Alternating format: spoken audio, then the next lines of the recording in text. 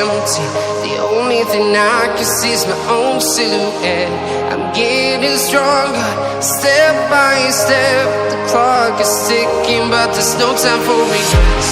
I've been flying from town to town, from London to Taiwan. I've been all around the globe, trying